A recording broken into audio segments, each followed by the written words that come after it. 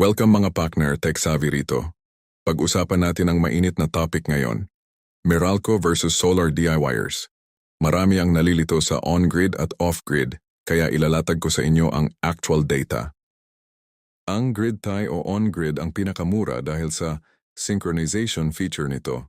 Sinasabayan nito ang frequency ng Meralco. Pero ang problema, kapag wala kang permit, ang kuryenteng bumabalik sa grid ay babasahin ng digital meter mo bilang konsumo. Akala mo tipid, yun pala doble ang bayad. Bill shock ang aabutin mo. Kaya dito tayo sa zero bill strategy.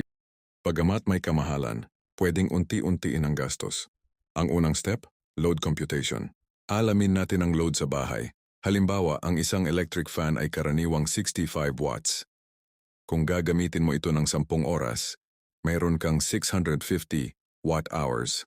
Sa ilaw naman kung may 3 kang 10-watt LED bulbs, ang dalawa ay bukas ng 5 oras at ang isa ay pang magdamag o 10 oras. Ang total niyan ay 200 watt-hours. Pagsamahin natin, 650 sa fan plus 200 sa ilaw, mayroon kang total na 850 watt-hours na kailangang punan ng iyong solar setup.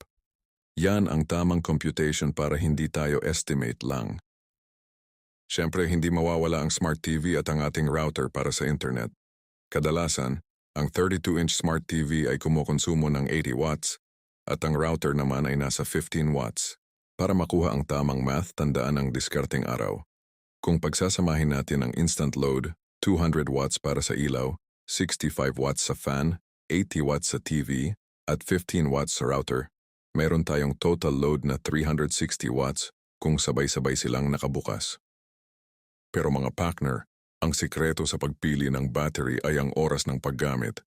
Halimbawa, ang 360 watts na load na yan, kung gagamitin mo ng 5 oras, kailangan mo ng 1,800 watt-hours na imbakan.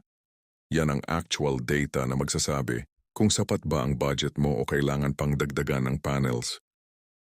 Kaya huwag basta-basta bibili ng inverter at battery nang hindi alam ang total consumption.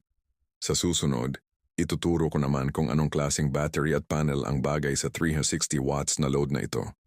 Tech Savvy rito, diskarteng araw. Kung gusto nyo ng ganitong content, maaring paki-like at share na lang. Paki-subscribe na rin dahil malaking tulong ito sa aming mga content creator. Abangan sa susunod na part ang load computation tutorial natin. Maraming salamat. Ang ating diskarteng araw!